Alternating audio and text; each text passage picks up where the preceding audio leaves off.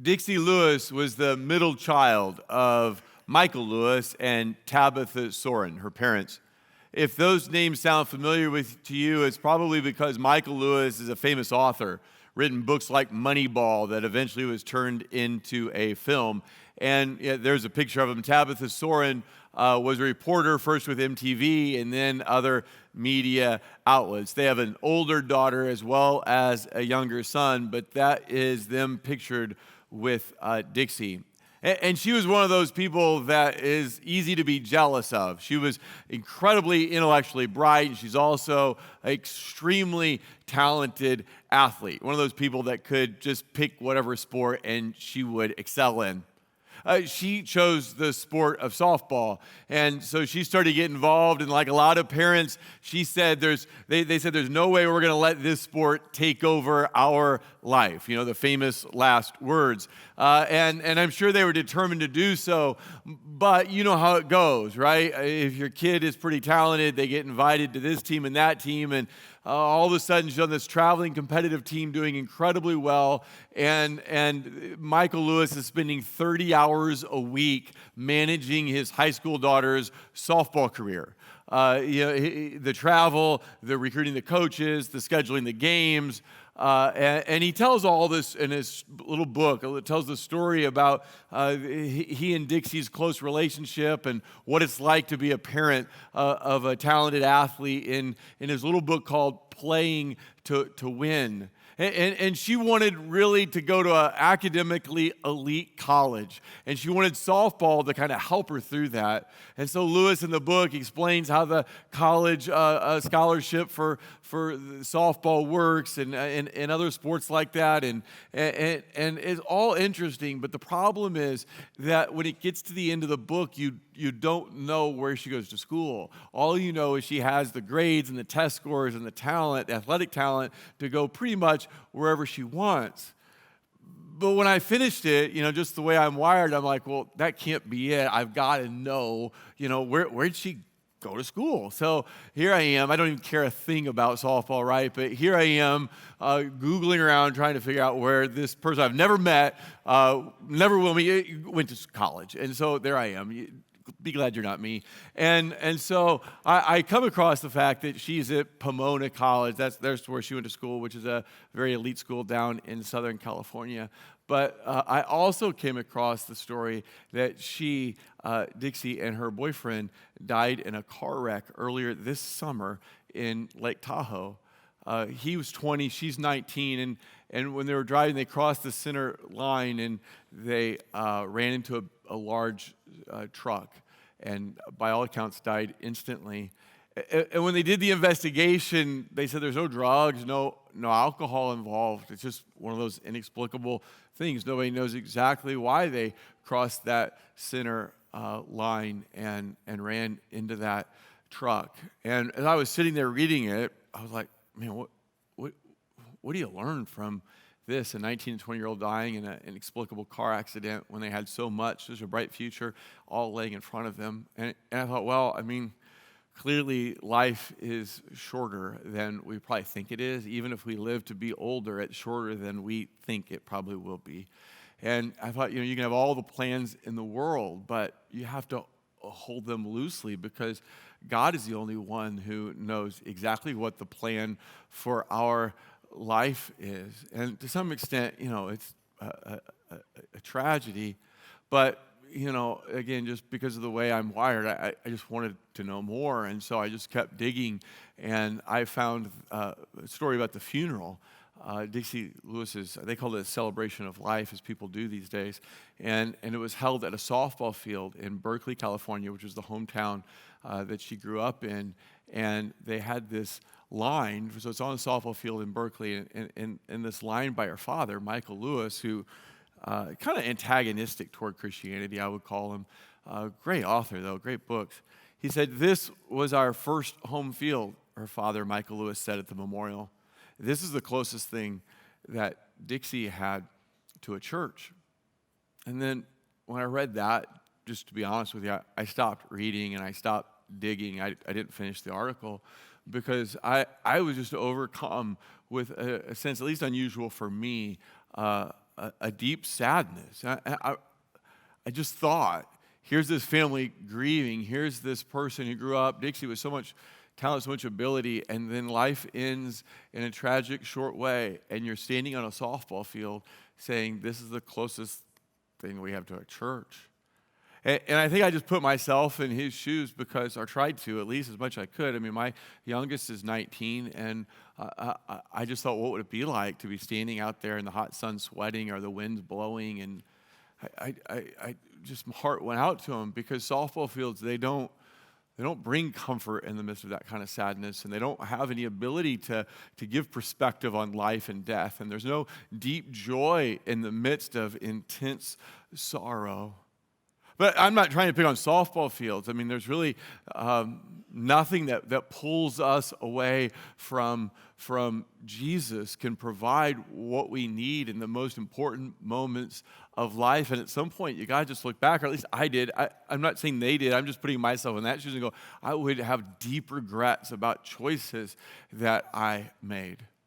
And for her, it was softball, but for somebody else, it could be another sport or that pulls you away from Jesus, or it could be something completely different, like it could be a lake house, that pulls you away from Jesus. Or it could be COVID, just teaching you new habits that pull you away from community and worship and Christ and weakens your faith because you realize you can get a lot of things done on Sunday morning, or you can just lay in bed. And, there's something about it that it's easier to take the easy road.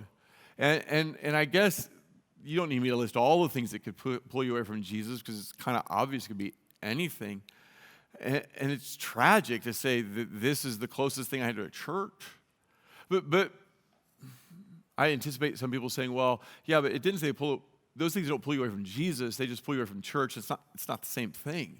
And I get it. I mean, there's truth. You can't deny there's truth in that statement. I mean, it's not like Jesus is contained in a church. Not at all. But it seems hopelessly naive.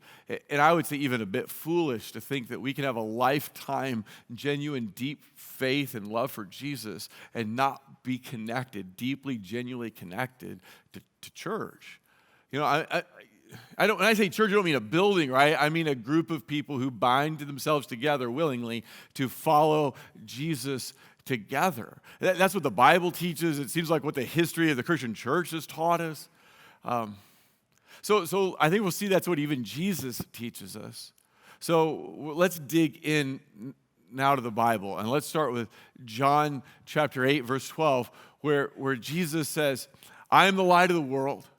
Whoever follows me will never walk in darkness, but will have the light of life.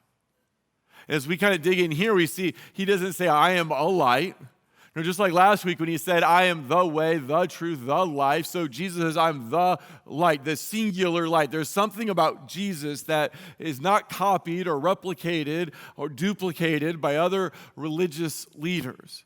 And he didn't say, I am the light of Jerusalem, or the temple, although that's where he said this in. He was standing inside the temple when he said, he doesn't say, I'm the light of the Middle East, or I'm the light for Jews, of which, of course, he was one. No, he says, I am the light, the one and only light for the entire world. Now, Jesus uses darkness, and so does John. They use darkness, physical darkness, to represent spiritual darkness. So had Jesus just kind of blurted this line out, this claim out in the middle of some other talk, if he had just kind of randomly said it, we would have been able to make some sense out of what he was saying, right? That he is the light of the world, because we know what it's like to live in a dark world. We know what it's like to live in a dark world where people trying to escape oppression grab onto the outside of an airplane and fall, or where people blow themselves up, killing innocents around them. We know what it's like to live in a dark world where 19 and 20-year-olds tragically die in car accidents, when there's division and hatred and strife and injustice. But we also know what it's like to carry that around inside us. That darkness we see out there, unfortunately, is also in here. And so had Jesus just randomly said, I am the light of the world, he who follows me will never walk in darkness, we would get it to some extent. He would be saying that if we follow him, we won't have to walk in the darkness of lies and ignorance and sin and sorrow and death. But if we follow him, we can walk in the light of truth and goodness and wisdom and joy and unity and life. But the reality is, Jesus didn't just blurt this out. It wasn't said randomly. It didn't come out of nowhere. If you know when he said it, you realize there's a lot more to it than that. Because when Jesus said it, it's really important to know, because the moment he said it impacts that meaning that he is the light of the world with so much more truth. Jesus said this in the temple during the Feast of Tabernacles. And there's nothing coincidental about that at all. So we look here and we see in kind of Israel's story. In order to understand the feast, you have to understand, just be reminded again of Israel's story. Remember, they are in slavery to Egypt and Pharaoh, and his soldiers are horrible taskmasters. And in desperation and misery, they call out, and God, he raises up a deliverer named Moses to deliver them from slavery and to take them to the promised land. And their deliverance, of course, is called the Exodus. And when Moses takes the people to the promised land, they lack faith, and so they refuse to enter into it. And therefore they wander in the wilderness, which is the desert.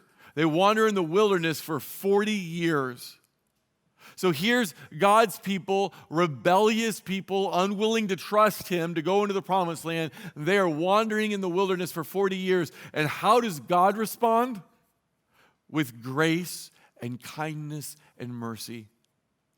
God goes with them. He gives them his presence in the wilderness. God instructs them in the 10 Commandments, but in other commands, he instructs them in their wilderness. In their rebellion, he still provides direction for them, going before them in a cloud by day and fire by night, and he meets their practical daily needs like food and water. God's gracious and kind to us in our rebellion, but God knows the human heart. And he knows that when they eventually get into the promised land, they will soon forget him. They will soon grow comfortable and forget the God who is gracious and kind and delivered them from slavery and provided for them in their need. So what God does is he commands them, and you can read about these in Leviticus 23, but he commands them to follow 7 feasts. 7 being the complete number for God, the wholeness of God. 7 feasts. It's like God says, hey, get out your phones. I'm going to put something on your calendar. So mark it down. Because each feast was prescribed to happen at a specific time during the calendar year. God said, when you get into the promised land, you're going to forget me, but I'm going to give you crutches. I'm going to give you these feasts to help you remember who I am, to teach you about me. Now, does God do anything like that for us? Yeah, he does. Because if you keep reading into the New Testament, there it's clear that God has a similar conversation with you and me where he says, get out your calendars. I'm going to put something regularly on your schedule. In the book of Acts, we see that they meet on the first day of the week, on Sunday, to gather and worship. And God says, you will need this. Every week, you will need this. And then we read in Acts that they gather together in small groups to share life with one another because they needed that weekly community, and then they needed the small groups active in their life. Otherwise, we too will be like the Israelites because the human heart has not changed, and we too will find ourselves drifting away from Jesus. But unfortunately, we treat those things as like extras or optional or, when it's convenient. But that's not how God sees it. It's not how Christians throughout the centuries have seen it. It's not even how Jesus saw it. Because every week you would find Jesus in the synagogue worshiping with his community. And you find Jesus, which we'll see here in John 7 and 8, participating in the very feasts. Why? Well, because Jesus thought it was important for him. His faith would not last. His faith would not be strong unless he gathered with God's people regularly and consistently. So if so, Jesus, then how much more you and me? So this feast of tabernacles, that's when Jesus says, I am the light of the world. So to get it, we got to know a little bit more about it. It was this annual pilgrimage where people would come from all outside the countryside. They would make a pilgrimage into the temple where they would have a celebration. In the city of Jerusalem, it would be a pilgrimage followed by a 7-day party with lots of rejoicing and dancing and torch lighting, and it was a fun time. But during that 7-day party, every day, the priest would come, and he would take a pitcher full of water. A crowd would gather around him, and they would carry in their hands a piece of fruit. And the fruit reminded them of how God had provided food for them in the wilderness. And they would follow the priest, who would go up into the temple, go to the altar, walk around the altar one time, climb up on a platform, and pour the water out on the altar. And when the priest did that, what he was saying was that this is the water. This is a reminder. This is a truth of how God will meet all your needs. God kept you alive in the wilderness because when you're in the desert, really any time, no matter where you are, you must have water to live. So they do that every day for 7 days until the last day. It was just a little bit different. John chapter 7, on the last and greatest day of the festival. So on the last day, they did the same thing. They got the fruit in their hand. They followed the priest up. He went inside the temple with a pitcher of water. But this time, he walked around the altar 7 times before he climbed up on the platform to pour it out. That might ring a bell to some of you because in the Old Testament, there's a story of how Israel walked around Jericho 7 times before the walls crumbled. And it was at Jericho that they left the wilderness and began to enter into the promised land. And so when the priest walked around that altar 7 times before he poured out the water, he was saying that there is coming a time when you will leave this world, this dry and dark world, and you'll enter into the promised land. But it was then, on the last and greatest day of the festival, right before he pours out the water on the altar, that Jesus stood and said in a loud voice, not a timid voice, not an embarrassed voice. He didn't whisper it, but he said it so everybody could hear. Let anyone who is thirsty, come to me and drink. See, what Jesus is saying is that he is the living water. Just as your thirst was quenched by the water in the wilderness, so I am the living water that will quench your soul. That's what the feast, that's what a worship service is supposed to remind you, that your soul finds healing and wholeness and satisfaction in Jesus. That's what your small group is supposed to remind you, that only in Jesus will your life be found. So that's the water ceremony, but there's also a torch ceremony. A torch ceremony, and it too happened on the last and greatest day of the feast. See, inside the temple, there were 4 torches that were huge, as high as the temple walls. And each evening of those 7-day party, a young priest would climb the torch until he got to the top, and he would light it. And in a world where there is no electricity, the light from those candles penetrated the darkness so that the whole city and the whole countryside was lit up by these torches. But on the last day of the feast, there was one torch that was left unlit to signify that salvation had not fully come, that one day that God would send the Messiah, who would be a light for the nations.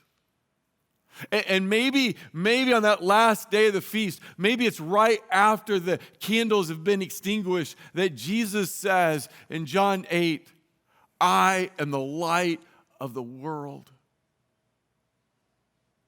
See, in the wilderness, Jesus was the water. He's the water in a dry and weary land, and he is the light in a dark world. He's saying that I am the one your soul thirsts for, and I am the light that drives out darkness. So what is this to us? What does it say to us?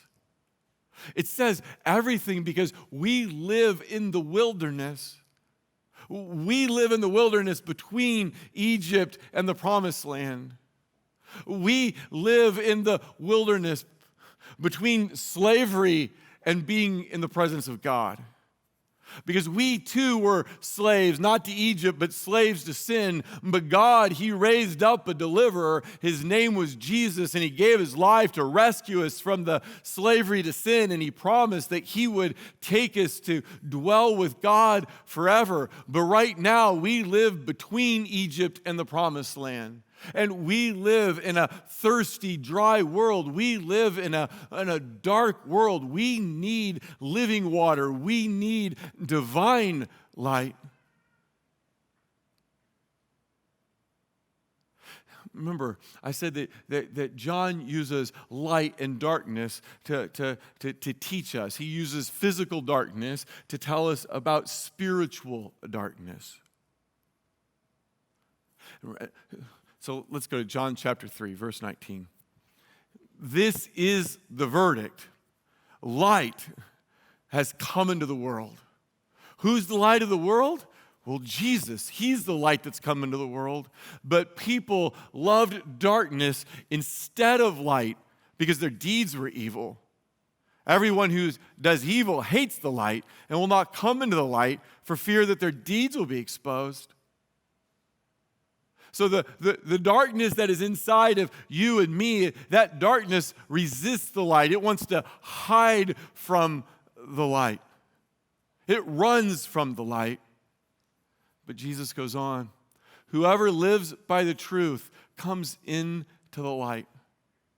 Whoever lives by the truth that's found in Jesus brings their whole life, their whole self, their sin into the light. College students are moving back in this week, and I was reminded of the last house that I lived in and moved into in college. It was my senior year, and there was a bunch of guys, like 7, 8 guys, all wanted to live together. And so we just heard about his big house over on University east of college, and we didn't go over there at the same time. I think if we had, we wouldn't have been so stupid and signed a contract to lease that or rent that house.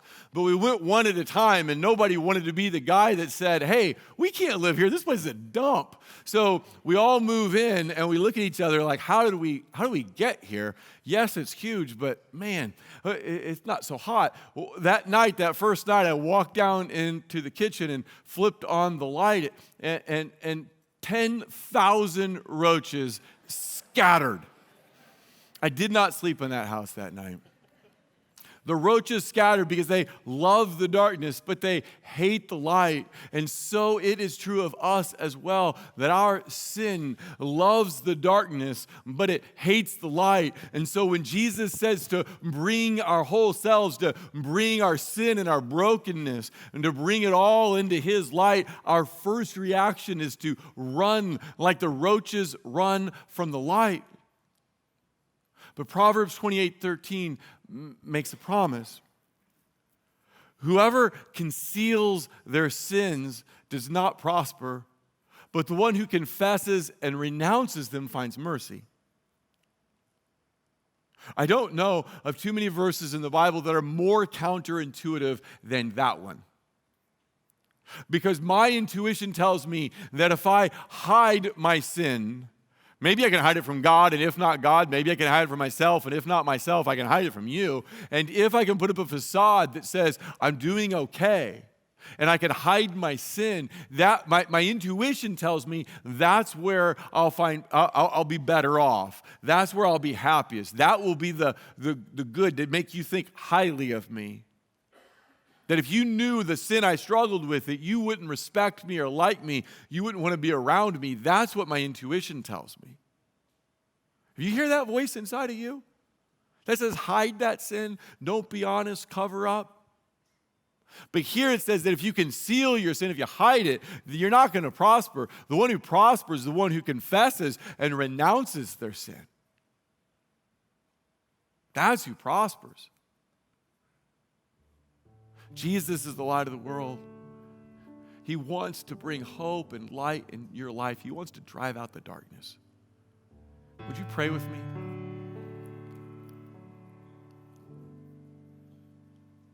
Just in your own privacy of your own thought, your own heart, would you just bring into the light whatever sins you're struggling with?